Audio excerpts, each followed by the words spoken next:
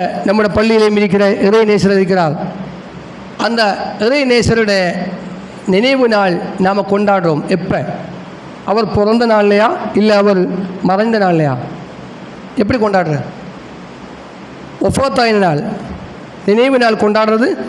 ஏனென்றால் அவர் அல்லாவிடம் சென்ற அந்த புனிதமான நாள் தான் அது. அதுக்காக தான் நான் கொண்டாடுறது. கஷ்டம் இல்லை. மௌத்து யாருக்கு கஷ்டம்? இந்த துனியாவிலே நாம் வாழ்கிற காலத்திலே கொலையாக வானவர்களுக்கு தான் மௌத்து கஷ்டம். நல்லவர்களுக்கு இந்த மௌத்து என்றது நமக்காகவே தியாகம் பண்ணின அந்த குடும்பம், அவருக்காகவே நாம் தியாகம் பண்ண வேண்டும், அவருக்காகவே அர்ப்பணம் செய்ய வேண்டும், உயிரையும் உடலையும் அனைத்தையும். யா அல்லாஹ், அந்த நாயகத்தோட குடும்பத்தை நேசிக்கக்கூடிய பாக்கியத்தை அனைவருக்கும் எங்களுக்கு நீ தந்து விடுவாயாக. கௌஸே ஆஸம் தஸ்தகீர், கௌஸே ஆஸம் தஸ்தகீர், கௌஸே ஆஸம் தஸ்தகீர், கௌஸே ஆஸம் தஸ்தகீர். இத்திகாஃபா ஃபி ஹாதல் மஸ்ஜித் லில்லாஹி தஆலா. அல்லாஹ்க்காக இந்த பள்ளியிலே இத்திகாஃபோட நியத்தை செஞ்சு உட்கார்ந்து அல்லாஹ் அதோடைய பலத்தை நமக்கு தந்துவிடும். ஒரு முஸ்லிம்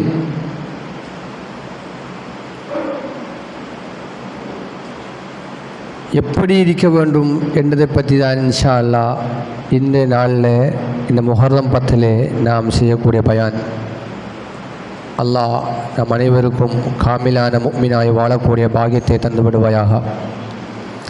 அல்ஹம்துலில்லாஹி ரப்பில் ஆலமீன், வஸ்ஸலாத்து வஸ்ஸலாமு அலா அஷ்ரஃபில் முர்ஸலீன் வ அலா ஆலிஹி வ ஸஹ்பிஹி அஜ்மஈன். அம்மா பஅத்.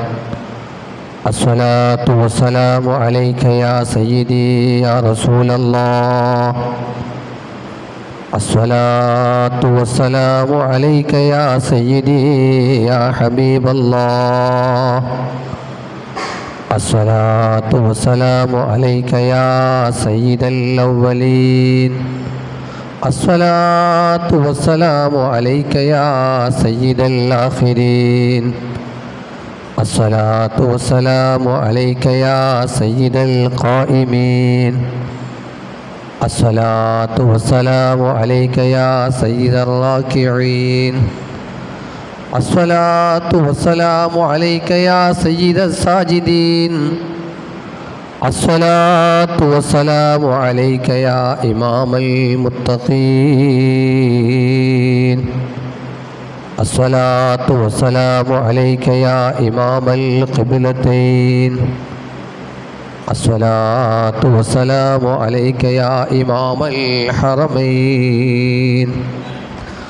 الصلاة والسلام عليك يا رحمة للعالمين. الصلاة والسلام عليك يا راحة العاشقين. الصلاة والسلام عليك يا جد الحسن والحسين. الصلاة والسلام عليك يا رسول رب العالمين. الصلاة والسلام عليك يا شفيع المذنبين. اشفع لنا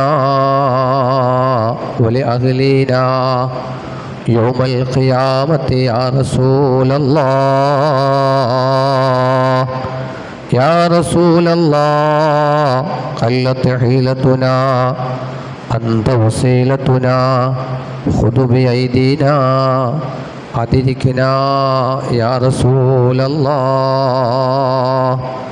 يا رسول الله، قل لنا ولأهلنا شفيعا يوم لا ذو شفاعة سواك يا رسول الله. يا رسول الله، اطلع بصلاتنا عليك يا رسول الله. கண்ணியத்துக்குரியவர்களே,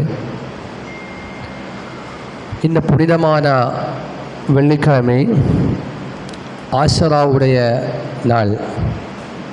அல்லாஹ் நாம் அனைவருக்கும் இந்த ஆஷுராவுடைய நாளிலே அல்லாஹ் என்னெல்லாமோ கயிறுகள் செஞ்சு விடுமோ அந்த அனைத்து கரையும் நமக்கும் நம்முடைய குடும்பத்துக்கும் அல்லாஹ் தந்து விடுவாயாக.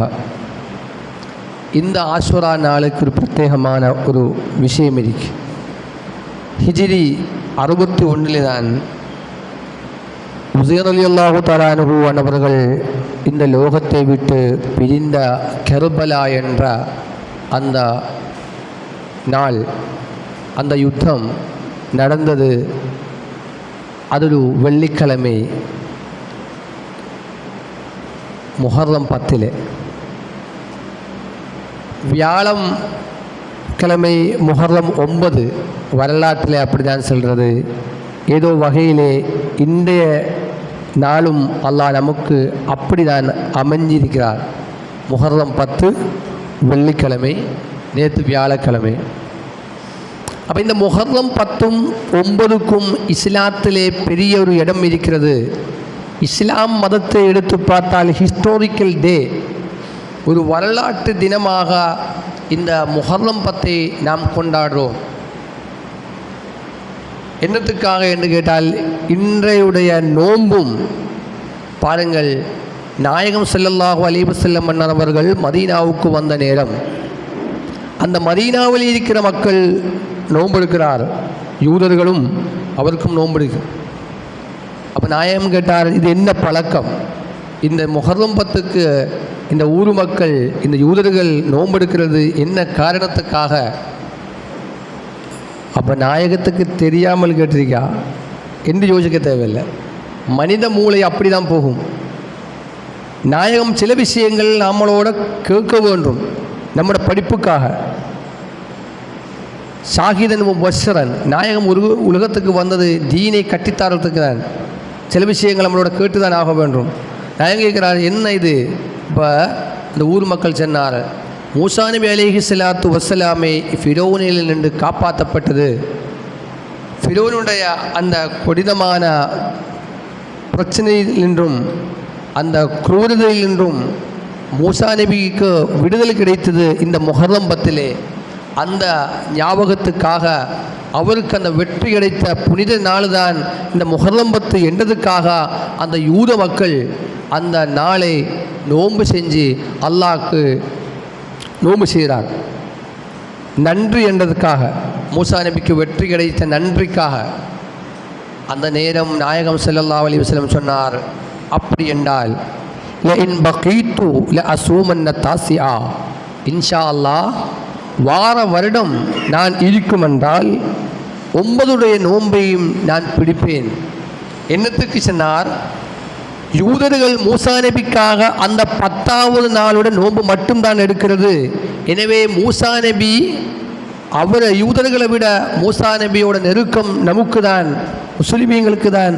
எனவே நாம் அவருக்காக 9 நோன்பையும் எடுக்க வேண்டும். இன்ஷா அல்லாஹ் வார வருடம் நான் இருக்கும் என்றால், அதில் என்ன தெரியும்? நாயகம் ஸல்லல்லாஹு அலைஹி வஸல்லம் வஃபாத்தாகி விடுமென்றது. எனவே நேற்று நோன்பெடுத்தவர்கள் நாயகத்துக்காக, அந்த நாயகத்தோட கனவுக்காக கட்டாயமாக நாம் அந்த நோன்பெடுக்க வேண்டும். ஏனென்றால் 10 மட்டுமில்லை, நாயகம் 9ஐயும் விரும்பினது. ஏதோ ஒரு வகையிலே உங்களுக்கு நேற்று நோன்பெடுக்க முடியலை என்றால் 11 நாள், அடுத்த நாள் சனிக்கிழமை அந்த நோன்பை எடுக்கலாம். ஃபுகஹாக்கள் அப்படிதான் சொல்கிறது, 9, 10 தான் நோன்புட நாள்.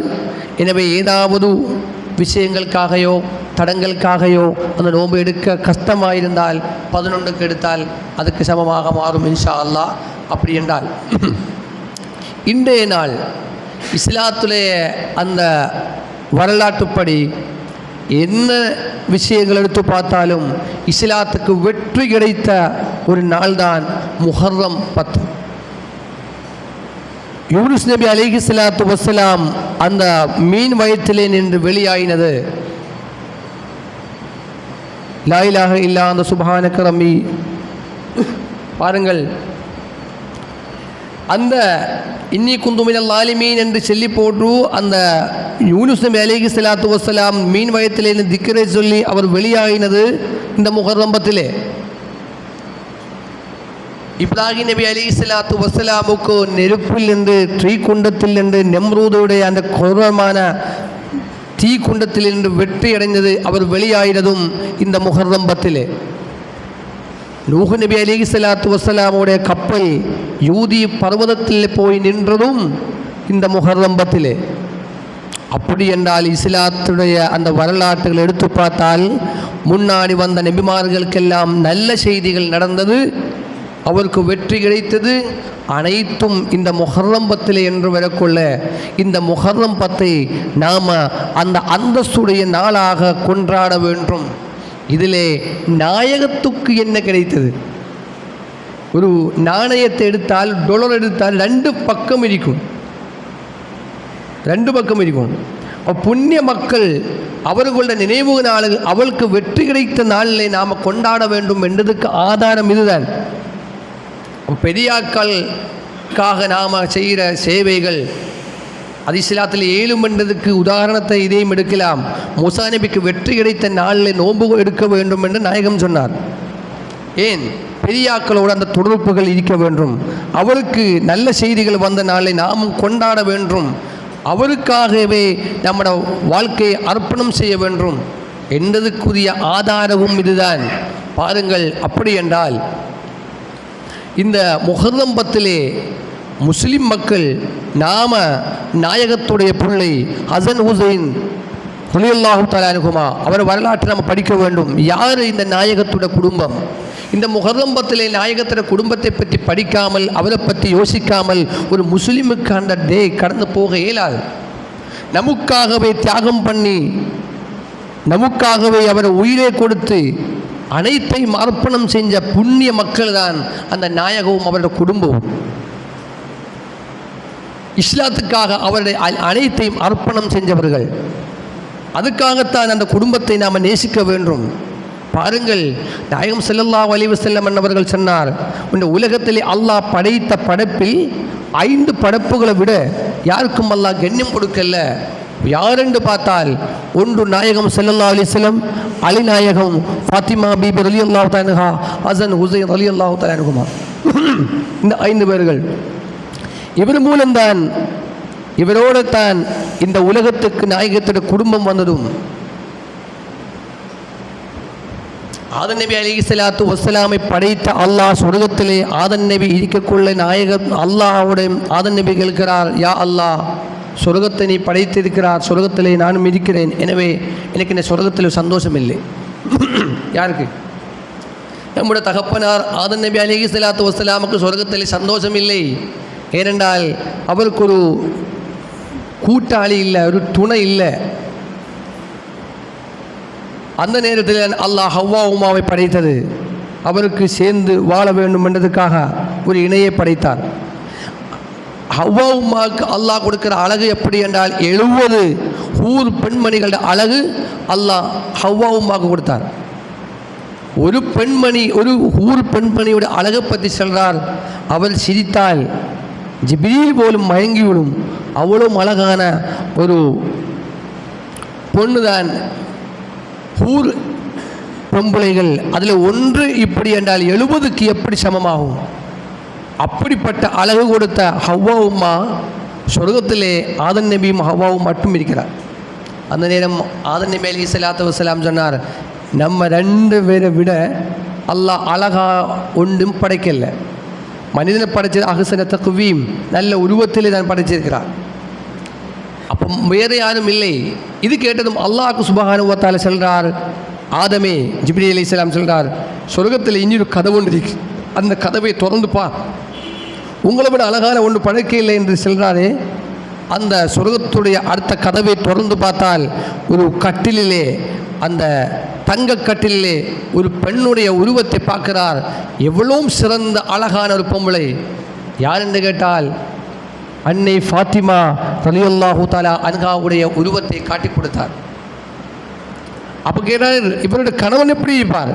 அப்போ அலிநாயகத்தின் உருவத்தையும் காட்டி கொடுக்கிறார். அதுக்கப்புறம் ஹசன் ஹுசைன் ரலியல்லாஹு தஆலா அன்ஹுவுடைய உருவத்தையும் கொடுக்கிறார். அந்த அல்லாஹ்வுடைய காலத்திலே அவர் உருவத்தை காட்டுறார் அல்லாஹ் சொர்க்கத்திலே ஆதன் நபிக்கு. இந்த 5 ஆட்களும் மிகவும் சிறந்தவர்கள் என்று சொன்னார். இவரோடு சமமாக்கித்தான் பாருங்கள், அல்லாஹ் நாயகம் சொல்றார், அனமின் நூரில்லா குல்லு ஷைஇன் நூரி, நான் இறைவனுடைய நூறு, இந்த உலகத்தில் இருக்கிற அனைத்தும் எந்த நூறில் நின்று என்று நாயகம் சொன்னார். அந்த வரலாறு போகிறது இல்லை. அப்படியே வந்து இந்த நூரை அல்லாஹ் சுப்ஹானஹு வ தஆலா அப்துல் முத்தலிபிலே சன்னிவேசம் செஞ்சார். அப்துல் முத்தலிபுக்கு வந்தார். யாருடைய நூறுகள் அலிநாயகத்துடன் நூறும் இருக்கிறார், நாயகத்துடன் நூறையும் சேர்ந்து அப்துல் முத்தலிபில் இருந்தார். அப்துல் முத்தலிபிலே நின்று இது அபூ தாலிபுக்கும் அப்துல்லாவுக்கும் போகிறார். அப்துல்லாவுடைய அந்த நூர் ஆமினா உம்மாக்கு பாருங்கள், அங்கே நின்று அப்துல்லாவுடையது ஆமினா உம்மாவிலே நாயகத்துக்கு வாரார். அபூ தாலிபிலிருந்து அலிநாயகத்துக்கு வாரார். அலிநாயகமும் நாயகமும் சேர்ந்தது ஃபாத்திமாவிலே சேர்றார். அலிநாயகம் கணவன், இது நாயகத்துடைய மகள். இது ரெண்டையும் ஒன்றாக சேர்ந்த இடம்தான் மரஜல் பஹ்ரைனியல் தக்கியான். குர்ஆன் சொல்றார், அந்த ரெண்டு பஹ்ருகளை சேர்ந்திருந்த இடங்கள், அதிலே இருந்து லுஅலுஉல் மர்ஜான், உலகத்துக்கு வந்த முத்துக்கள் தான் ஹசன் ஹுசைன் ரலியல்லாஹு தஆலா அன்ஹுமா. தஃப்சீர்கள் சொல்றார், இந்த ரெண்டு மரஜல் பஹ்ரைனி என்றதுக்கு கொடுத்த வழக்கம் அந்த ஃபாத்திமா, அன்னை ஃபாத்திமா பிபியும் அலிநாயகம் ஒன்றாக சேர்ந்து அதில் இருந்து வெளியாகின முத்துக்கள் தான் ஹசன் ஹுசைன் ரலியல்லாஹு தஆலா அன்ஹுமா. இவரே எப்படிப்பட்டவர்கள் பாருங்கள். இந்த முஹர்ரம் 10 நாம் எடுக்கக்குள்ள இந்த தியாகம், இவர் நமக்காக பண்ணின தியாகத்தை நாம் ஒரு காலம் மறக்க தேவையில்லை, மறக்கக்கூடாது. நாயகம் இஸ்லாம் அப்படிதான். ஒரு காலமும் நான் யுத்தம் செய்ய மாட்டார்.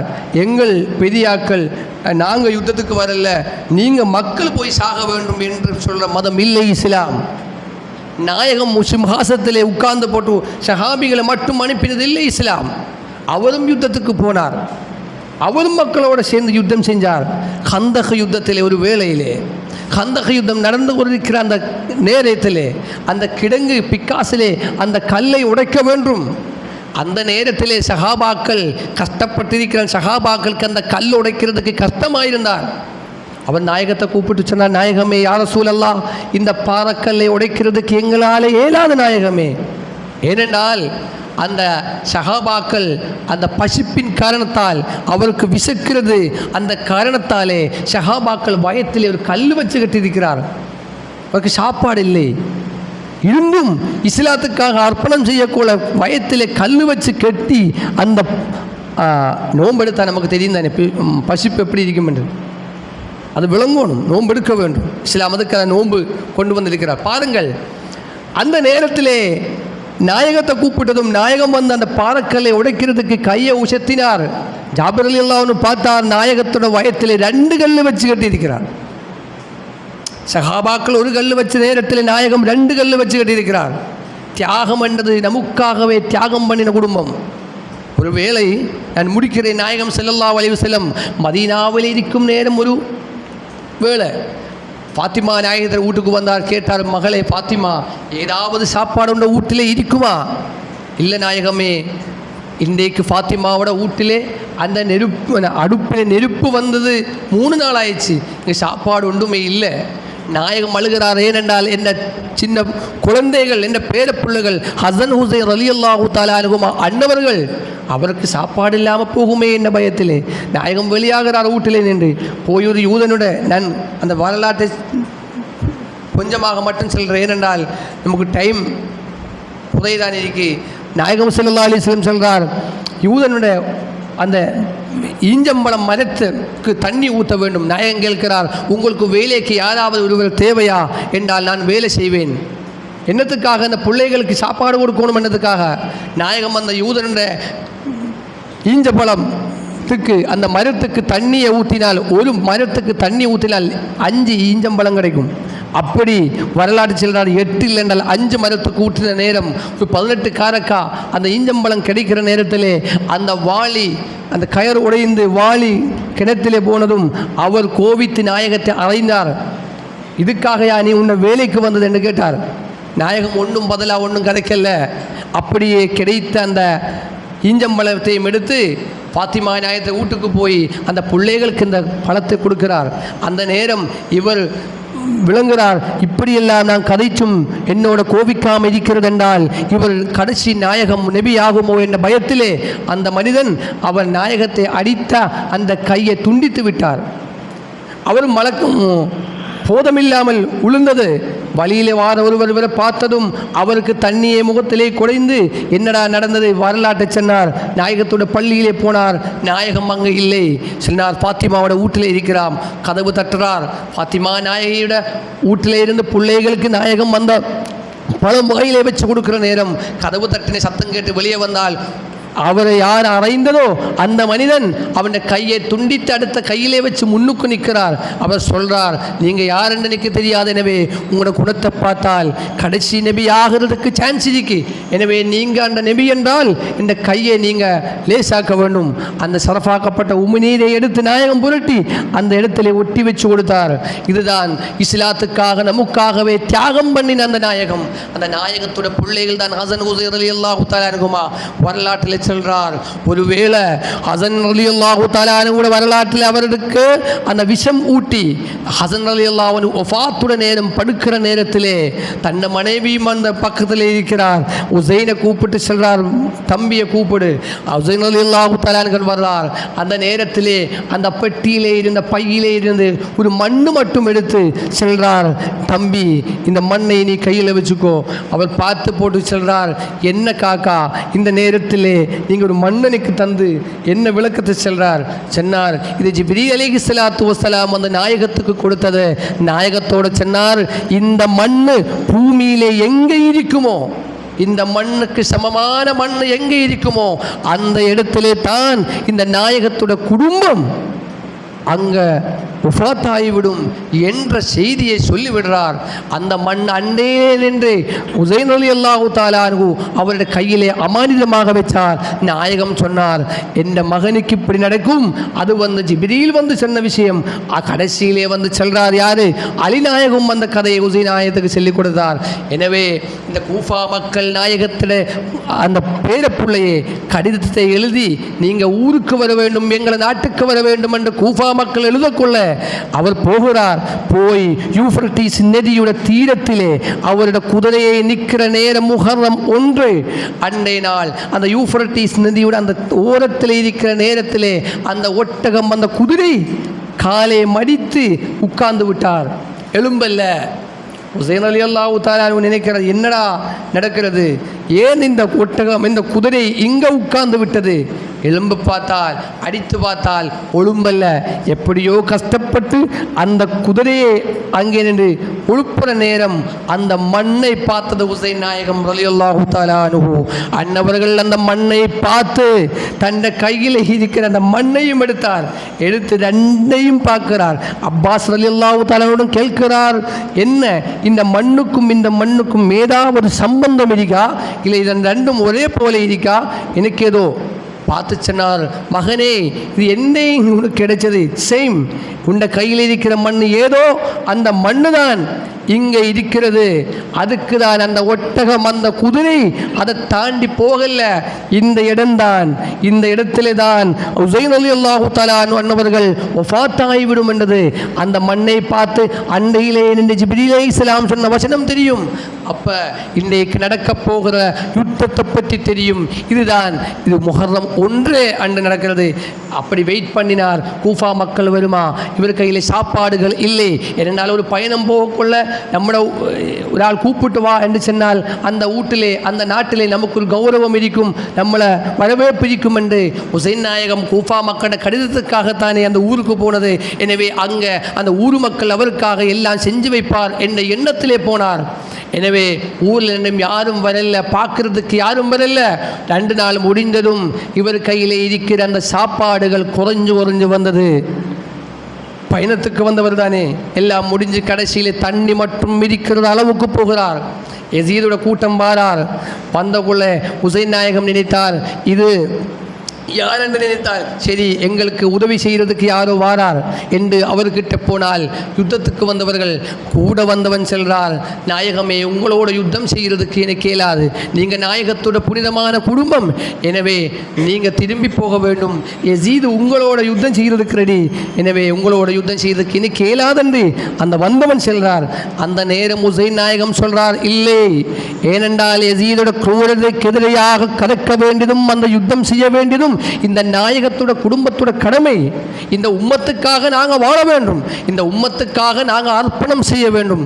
இன்றைக்கு ஹுசைன் நாயகத்துக்கு தெரியும், அப்போ தெரிஞ்சும் யுத்தத்துக்கு போனது என்ன, தற்கொலையா? இல்லை, அல்லாஹ்வுடைய கலா அங்கே நடக்க வேண்டும் என்று சொல்லி போட்டு நடக்கிற யுத்தத்தை தெரிஞ்சும் பின்பாக இல்லை எனக்கு என்ன உயிர் தான் தேவை என்று சொல்றது இல்லை. நாயகத்தோட குடும்பம் நமக்காகவே அர்ப்பணம் செஞ்ச குடும்பம், அது நமக்காகவே உயிர் கொடுத்த குடும்பம். அது நாயகம் ஹுசைன் நாயகம் ரலியல்லாஹு தஆலா சொல்றார், இல்லை நாம் யுத்தத்துக்கு போக வேண்டும்.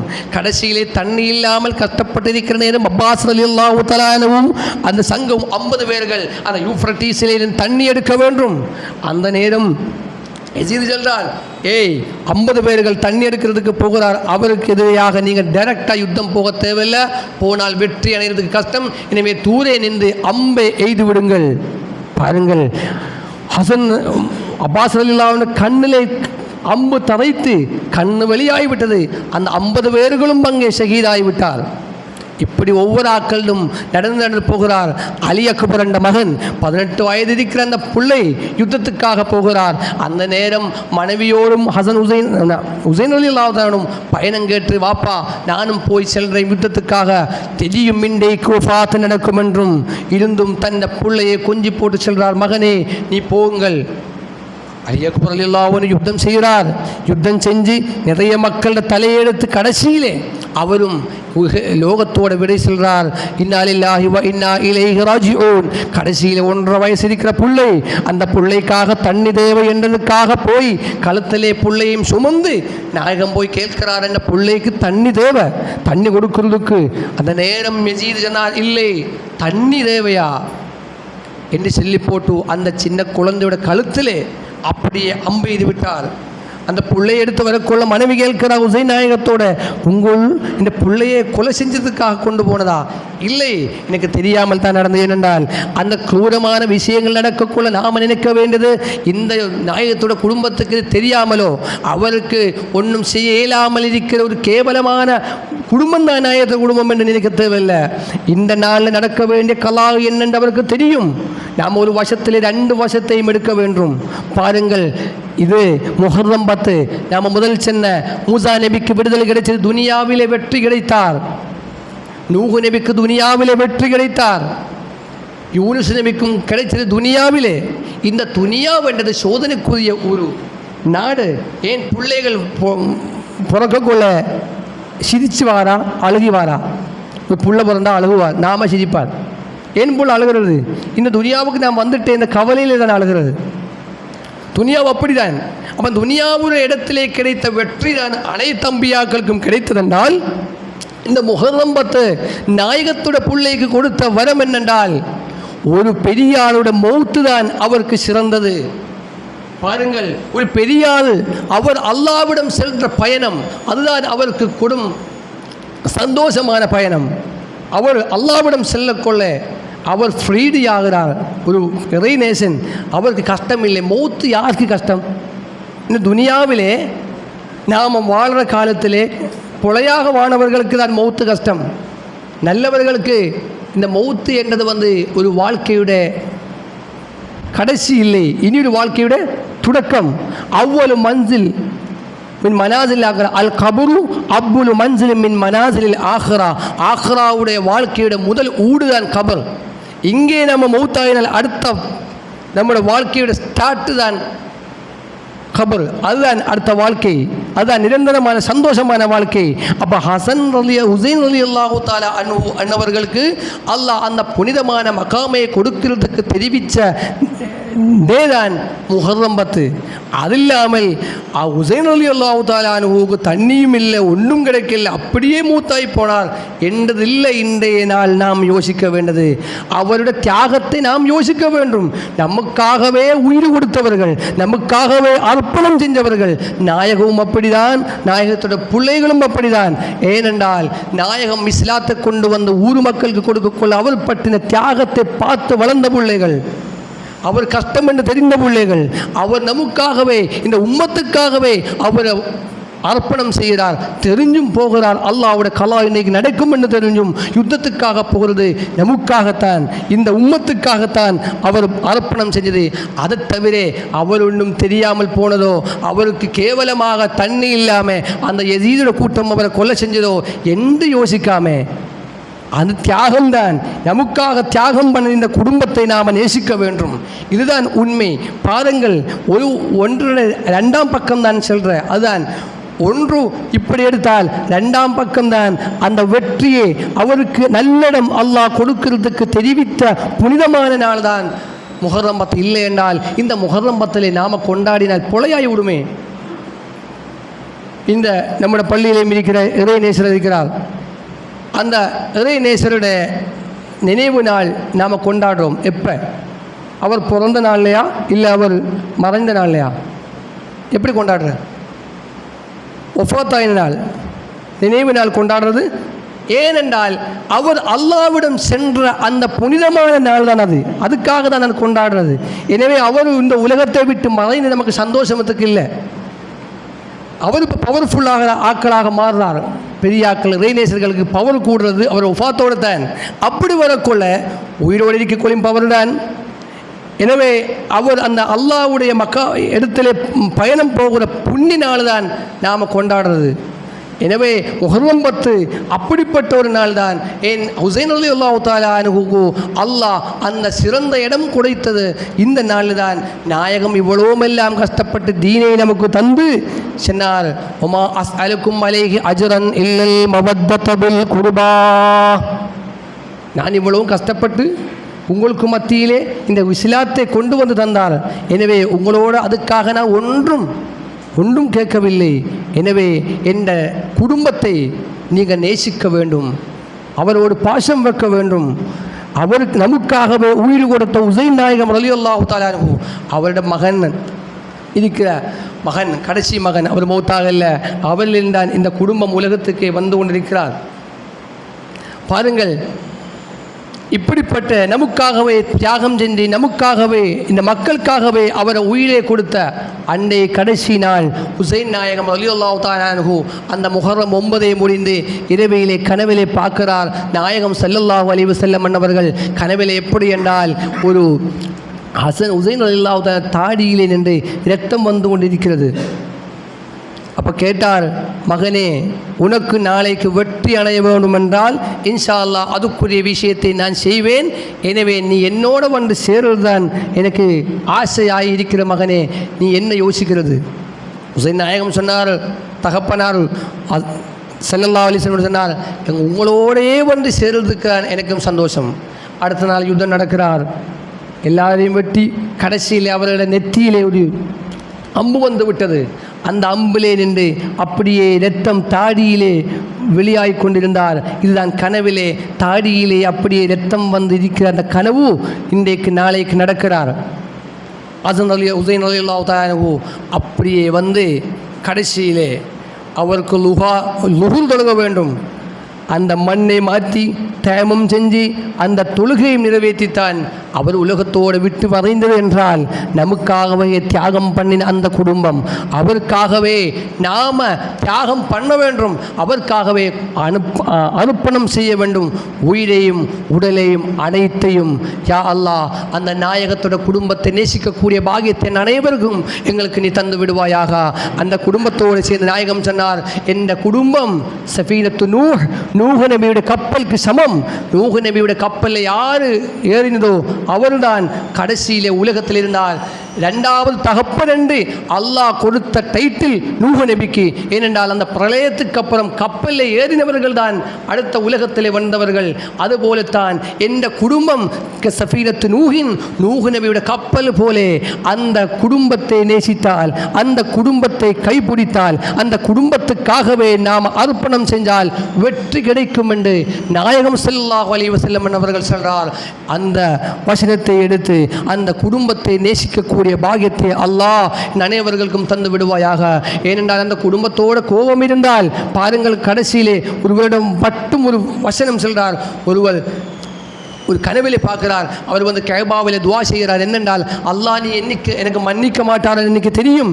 எனவே அப்போ பக்கத்தில் இருக்கிறவர் கேட்கிறார், ஏன் நீ இப்படி, அல்லாஹ் மன்னிக்கிறவன் தானே, ரஹ்மான் ரஹீம் தானே, நீ ஏன் இப்படி துவா கேட்கிறே? அவர் சொல்றார், நான் நேற்று ஒரு கனவு கண்டார். என்ன கனவு என்றால், நான் உஸைர் ரலியல்லாஹு தஆலா அன்ஹுவை கொலை செய்கிற அந்த கூட்டத்திலே நானும் சப்போர்ட் ஆகி நின்றது.